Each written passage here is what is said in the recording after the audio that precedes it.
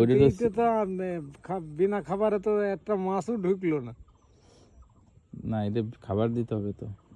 এটা তো সে আমাদের একটা এই দুয়ারি সিস্টেম, এটা তো সেইরামই।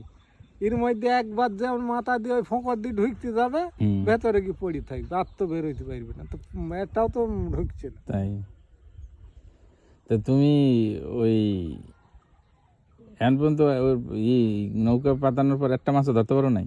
হ্যাঁ, জেওল মাছ হয়েছে অনেক। বিক্রি করলে? হ্যাঁ, জেওল মাছ আজকেও হইল। কয় টাকার বিক্রি করলে?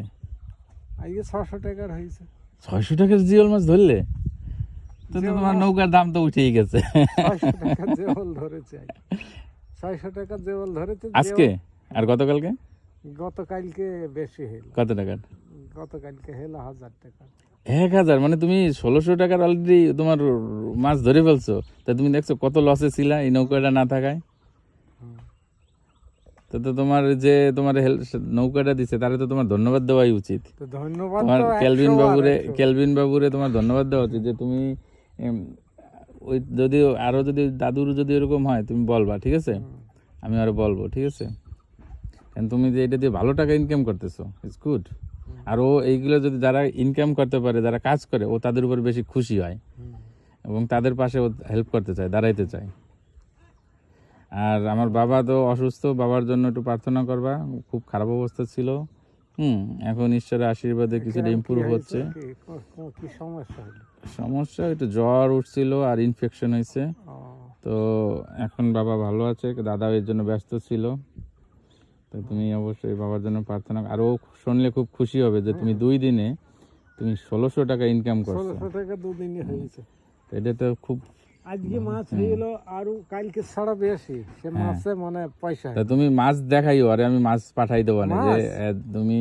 আজকে এরম সাইজের সবাই জিয়াল মাছ হইলো, তাই মাছ মানে রাইতে পেটি থেকে রাইতে সব মরে গেছে। তাই মরা মাছ অল্প ধরে ধরে বেঁচে হ্যাঁ দিলাম। না, মরা মাছ কত টাকা দরে বেচো? আজকে 200 টাকা দিলাম কেজি। হ্যাঁ 200। আর এমনি জেতাটা কত টাকা বেচো? তাও তো 600 টাকা কেজি।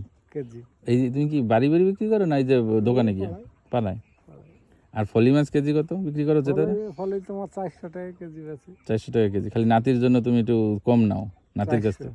নাতির কাছ থেকে 300 টাকা নাও। মাছ সব 400 নাতির কাছ থেকে 300 টাকা করে নাও। নাতির সৌজন্য না, নাতির সঙ্গে তো 400 করেই নি। নাতির কাছ থেকেও 400 টাকা নাও। তো তুমি ভারী অন্যায় করো তো নাতির সাথে। না, নাতির কাছ থেকে তুমি সবসময় কম নেবা, ঠিক আছে? নাতি বলে কথা, নাতি হিসেবে তো সে এমনি একটা পায় দাবিদার, নাকি? দেখ তোমার কম নেওয়া লাগবে না, তোমার যেটা দাম তুমি সেইটাই নেবা।